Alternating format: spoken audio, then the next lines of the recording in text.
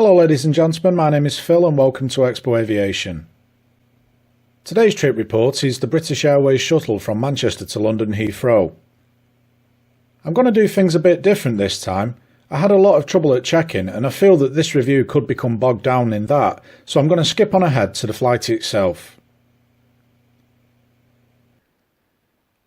Our aircraft today was G-MEDL, an A321 which was just days away from its 13th birthday, having been delivered to British Mediterranean Airways in 2006 before moving over to British Midland and finally British Airways in 2012. It had a fair few extra seats squeezed in recently, however the legroom was good and the seat was comfortable, which would do for a longer flight, never mind a short hop down to Heathrow.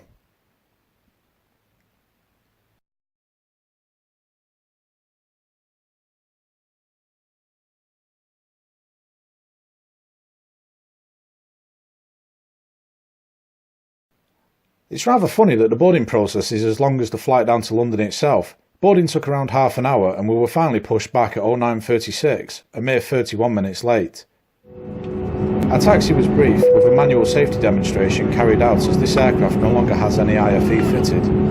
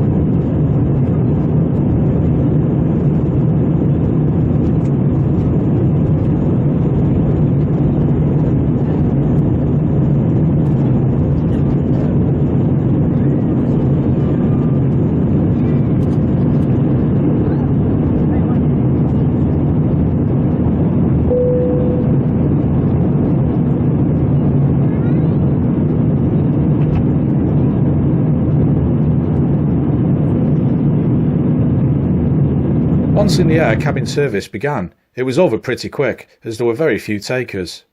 British Airways no longer offer complimentary drinks and snacks on any short-haul route. Instead, one can purchase a selection of sandwiches provided by Marks & Spencer, or some tasty beverages.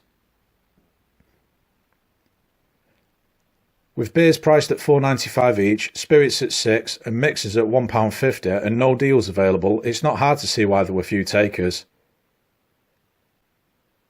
I should point out that cash is not accepted as it's card payments only, so do bear that in mind if you're planning on buying anything. My seat area was pretty clean and tidy. The literature was a little worse for wear, but nothing major. BA provide 2 in-flight magazines on their short flights, High Life and Business Life. High Life was your standard airline magazine with various articles and spotlights on several BA destinations. Business Life focused more on interviews with business folks and ideas, but also seemed very padded out with adverts aimed at executives, as why fly BA economy when you can charter a jet?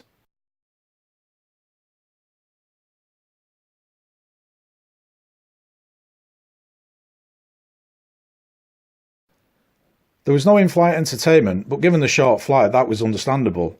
There was no moving map though like on previous shuttle flights, although my previous experiences have always been on legacy BA aircraft and not those it had inherited, so it's quite possible this bird never had any installed.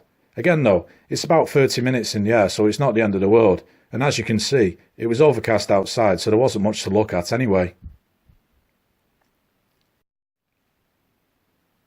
We began our descent around 20 minutes after takeoff, and were lucky enough not to be placed into a holding pattern, meaning we could fly across London before turning in for an approach and landing on runway 27 right.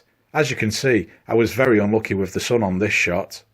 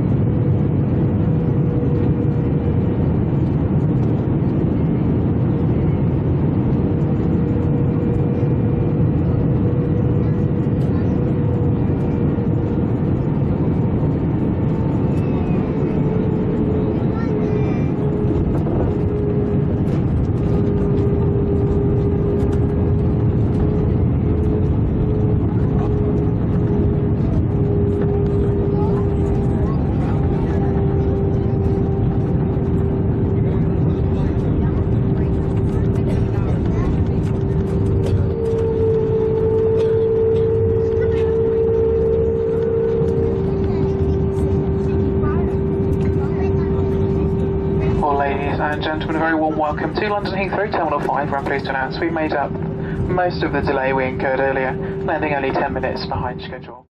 The taxi to the terminal was barely 2 minutes long. It took a while to disembark though, as this had been a full flight and we were seated near the back, but we did have nearly 4 hours for our connection, so there was no rush. We'd arrived on stand at 10:30, which was a mere 15 minutes later than the booked time, though the flight times are padded. As we would be connecting to a Phoenix-bound flight, we would need to follow the signs for a transfer bus to Terminal 3. Summing up, I've got mixed feelings about this experience with British Airways. I've used the shuttle many times over the years, and I've always had a good experience before, during and after the flight. Today though was very different. The experience at check-in was frankly appalling. There was no organisation, and despite the queue going right the way to the back of Terminal 3's check-in hall, there was no action from BA or their representatives. BA should have allowed the business class desks to be used by the economy passengers when there were no business class passengers waiting, but this didn't happen. To have 5 desks, of which only 2 are to be used by the bulk of the queue, is ridiculous, and when you consider that there used to be self-service check-in machines until BA decided to remove them to save money, it speaks volumes about what BA think of Manchester. British Airways didn't seem remotely interested in what was happening at Manchester until several folks in the queue, myself included, started becoming vocal on Twitter, and then suddenly a BA representative appears and starts moving people for the 9:05 flight forward, 5 minutes after check-in would have, in theory, closed. As for the flight itself, well, the aircraft was clean and tidy, the seat was comfortable with reasonable legroom for my 5'10" stature, the cabin crew were friendly enough, and the pilots kept us informed with several PAs throughout the flight.